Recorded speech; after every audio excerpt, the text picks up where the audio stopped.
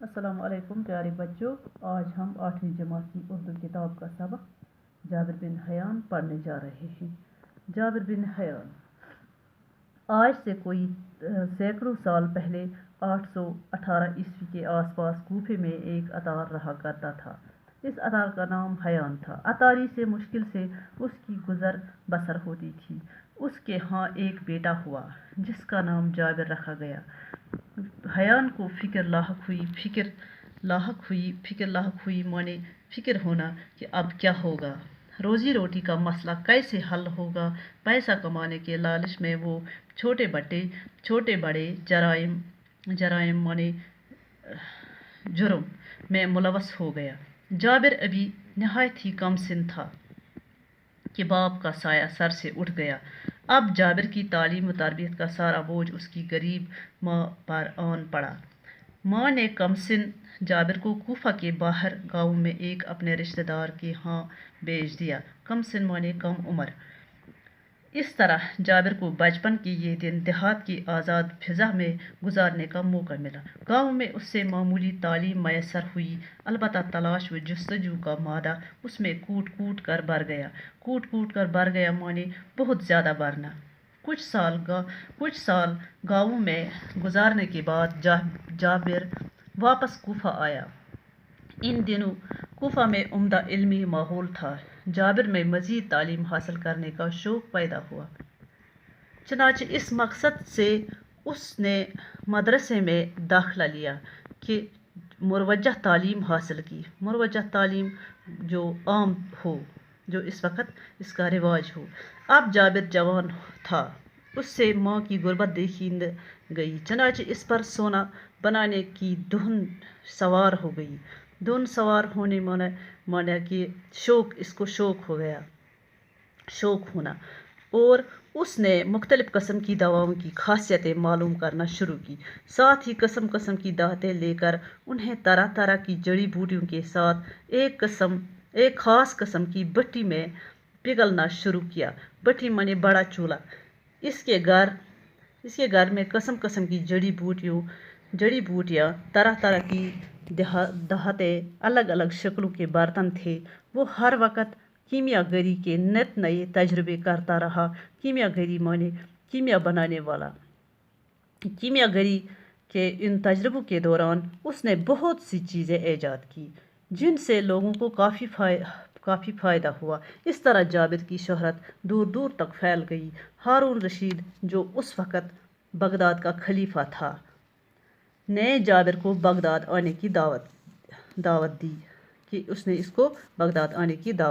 جابر Baghdad گیا تو اس کی بڑی قدر ہوئی۔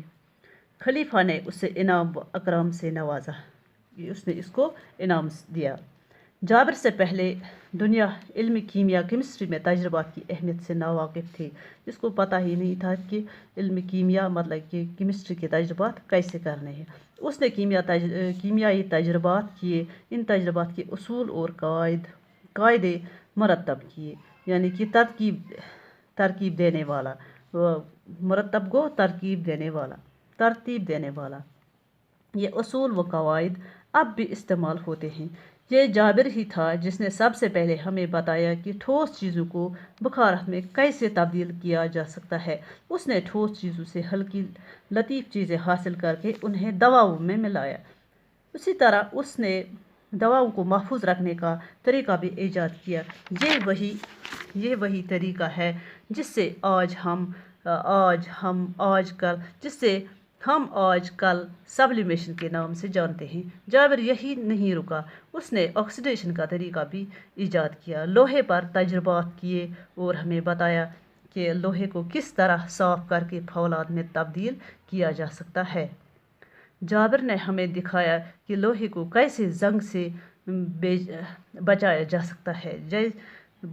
سکتا ہے۔ اس نے چمڑا رنگنے کا طریقہ دریافت کرنے کے ساتھ ساتھ بالوں کو کالا کرنے کا نسخہ بھی تیار کیا۔ عرق کشید کرنے کا آلہ بھی اسی ذہین کیمیا گری کی ایجاد ہے۔ عرق کشید مانے کہ عرق نکالنا، یہ وہی آلہ ہے۔ آلہ مانے اوزار، جس سے ہم ریٹارٹ کے نام سے جانتے ہیں۔ جابر ہی نے معدنی تیزاب ایجاد کیا۔ تیزاب ایک نہایت ہی کارآمد کیمیا ہے۔ قلمی شورے کا تیزاب نائٹرک ایسڈ ایجاد کرنے کا سنہرا صحرا بھی اس کے سر ہے۔ نائٹرک ایسڈ بناتے وقت اس کے کافی برتن ضائع ہوئے۔ وہ جس برتن میں بھی یہ تیزاب رکھتا تھا تو اس میں سراغ ہو جاتا۔ جابر نے اس بات کی پرواہ نہ کی بلکہ قسم قسم کی برتنوں میں اس تیزاب کو جمع کرنے کی کوشش کی۔ اس کوشش میں اس کے تمام برتنوں میں سراغ ہوئے۔ اس کے پاس چاندی کی کٹوری تھی۔ اس نے تیزاب کو اس کٹوری میں جمع کرنا چاہا تو اس میں بھی سراغ ہو گیا۔ اب اس کے پاس سونے کا ایک برتن بچا تھا۔ اس نے اسے بھی آزمایا۔ سونے کے اس برتن پر تیزاب کا کوئی اثر نہ ہوا۔ اس کے پاس شیشے کا بھی ایک برتن تھا۔ اس پر بھی اس نے یہ تجربہ کیا کہ یہ بھی اس تیزاب کے اثر سے محفوظ رہا۔ چنانچہ اپنے تجربات کا ذکر کرتے ہوئے جابر لکھتا ہے، قلمی شورے کا تیزاب اتنا تیز تھا کہ کوئی برتن بچ نہ سکا۔ صرف 2 چیزیں ایسی ملی جس پر اس تیزاب کا اثر نہ ہوا، ایک سونے کا برتن اور دوسرے شیشے کا برتن، یعنی کہ وہ 2 ہی برتن بچے، اس تیزاب کا کوئی ان پر اثر نہ ہوا۔ اس عظیم سائنسدان نے کئی قسم کے تیزاب ایجاد کیے۔ ان سے سونا پگھالنے والا تیزاب بھی ایجاد کیا۔ مختلف قسم کے تیزاب تیار کرتے کرتے اس کی آنکھیں خراب ہو گئی، یعنی کہ اس کی آنکھیں بھی خراب ہو گئی۔ طرح طرح کے تیزاب بناتے بناتے اس کی انگلیاں تک جل گئی، لیکن اس نے تحقیق کا کام نہیں چھوڑا۔ جابر بن حیان دنیا کا پہلا سائنسدان ہے جس نے علم کیمیا کیمسٹری میں تجربات کو اہمیت دی۔ اس نے تمام زندگی تجربات میں صرف کی۔ علم کیمیا کو جابر نے بہت کچھ دیا۔ کوفہ کے اس عظیم بڑا سائنسدان کو علم کیمیا کیمسٹری کا بابا آدم تسلیم کیا جاتا ہے۔ بابا آدم معنی کہ موجد۔